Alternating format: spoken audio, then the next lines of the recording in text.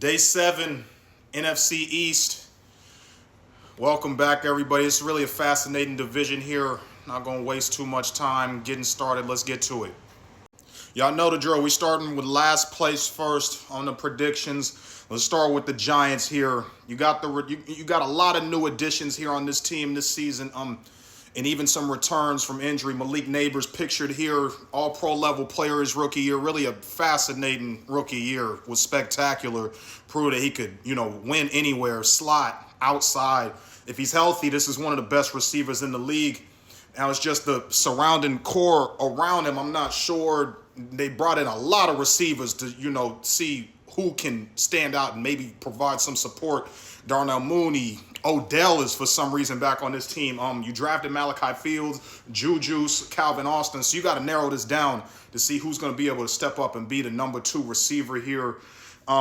Return to Cam Scatterboo, who was, maybe explosive in a way, like really a short game master, and was really physical and set a tone for this team last year before he broke his leg. Jackson Dart, I had him at 6.7 yards an attempt last year. Not good, not great, but maybe with some improvements around him this year, return of Neighbors, he can continue to develop, because I do think he played well, and him as a runner presents a problem for a lot of teams. It's just, can he protect himself? Can he stay healthy? He was in concussion protocol a lot last year. You still got Andrew Thomas, standout left tackle. You got the right guard from Miami, who you drafted high. You traded away Dexter Lawrence for the 10th pick in the draft. So there's a lot of talent on this deep. The top end talent on this team is pretty impressive with Brian Burns and Abdul Carter, who you drafted last year. So if those two if Burns can stay at the level he was at last year, 16 and a half sacks, and Abdul Carter breaks out and becomes what we thought he was going to be, what we think he can be out of Penn State, then this could be a dangerous defense. The secondary, we'll see, but it is a lot of new faces here. We'll see how they gel with the new coaching staff coming over from Baltimore with Harbaugh. So yeah, we on to the next one. This is another team with a number of new additions on offense here.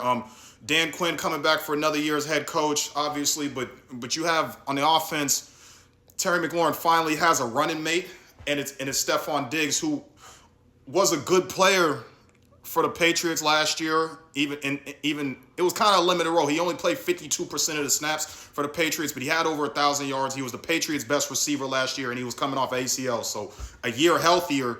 Hopefully he can put together enough, because I think this is probably the best receiver Terry McLaurin has ever played with, opposite of him, and maybe vice versa, and the best receiver Diggs has played with since Thielen. So I think Jaden Daniels is going to have a little bit more support than he had last year. You got Okonkwo from Tennessee, who's an athletic tight end who could be a good player here. There's a lot of new players on the defense between, offensive line-wise.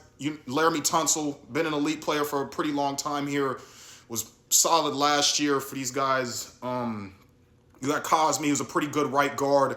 So I think this offense I think this can be a good team if you can protect Jaden Daniels and he can play near the level he was 2 years ago. It was a little bit down last year with a lot of injuries, a lot of turnovers. So we'll see what happens there. A lot of new faces on defense. Odafe Owe from the Chargers. He had a good playoff game against New England, but I don't know. They paid him $25 million a year to be their main pass rusher. You bring him in with Chason from the Patriots. He had, I believe Chason had 8.5 sacks last year for the Patriots. So, you spent money to try to upgrade this defense. I don't know about this corner room. You lost, addition by subtraction, losing Lattimore. He fucking sucks now, but the rest of his team, Mike Sandstro had some production last year, but reports say he's struggling at camp.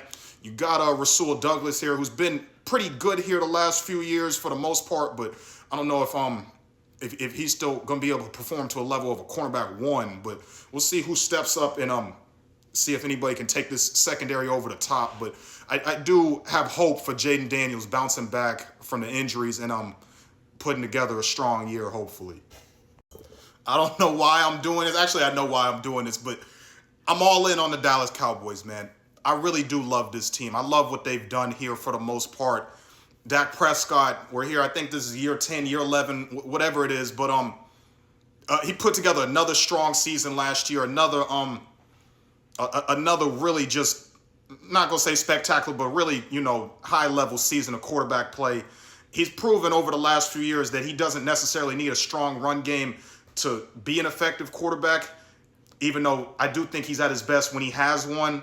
Last year, you did have the running back, Javonte Williams had about 1,200 yards, and that was really grinding out style.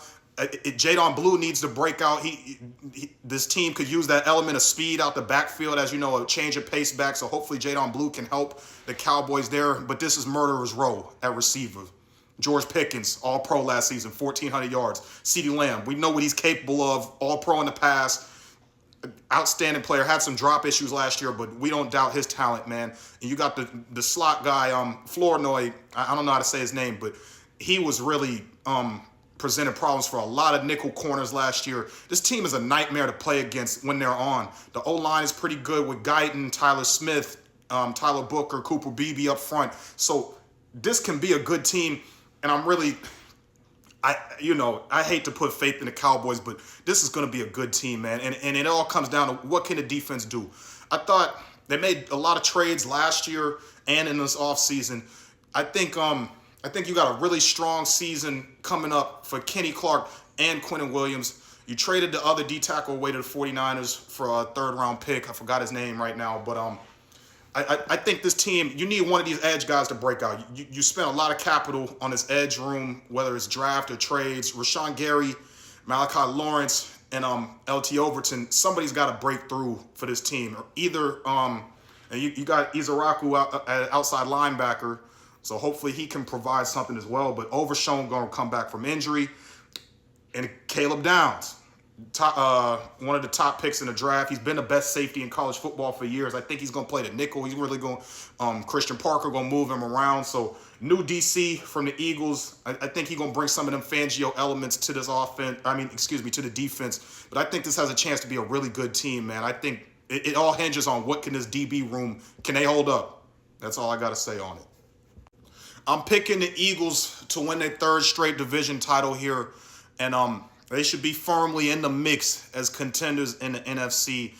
Last year, this team really struggled offensively a lot. You had whatever with the controversy with A.J. Brown and Jalen Hurts was. The whole team was off last year. You had O-line injuries all over the place. But I think they bounced back well from trading away A.J. Brown. We'll see what Devontae Smith finally does in his first year as the unquestioned number one receiver for this team. You brought in Wicks, who I really do like from the Packers. Everybody said he didn't have a huge role on the Packers, but everybody, when you watch him, he really runs routes really well and looks like a nice player. Mekhi Lemon is your first-round pick out of USC. This O-line, when they play well, they're one of the best. Lane Johnson, one of the best right tackles of all time. Mailata, who's been a good player for a long time. Dickerson and, Juergens. I don't know if he played to the level he should have been at last year, but this O-line needs to improve so Saquon Barkley can get back to doing what he did 2 years ago. He had a spectacular year 2 years ago. It didn't really materialize last year at all. Down year. But this tight end room, Dallas Goedert, another year. They restructured his contract to bring him back. But when you talk about this team, you got to look at the defense. This defense is spectacular, man. It stars everywhere on this fucking team, man. Jalen Carter, Jordan Davis, new deals for both of them. You went and traded for Grenard from Minnesota. Zach Bond has been an all-pro level player. Jahad Campbell played well last year. And the corners, these two corners are outstanding, man. Cooper DeJean, third-year player now. Really one of the best, probably the best in the slot, honestly. And then you got Quinyon Mitchell, who I'm just a huge fan of. He doesn't catch a lot of picks, but he's locked down over there, man. So I really think this team could be a contender again, but you need more consistent play out of the quarterback and the offense this year. This is how I have it shaken out. Again, let's not get too caught up on the records, folks. Let's just focus on the order, okay? I do think I got Philly winning the division, but anytime they play against Dallas, I feel like Dallas just, with their talent and at receiver, they match up pretty well with the Eagles. I think Dallas doesn't run from that matchup, so we'll see what happens this year. But I do think this should be a fascinating division. And can JD5 bounce back and put himself in the mix too? Salute.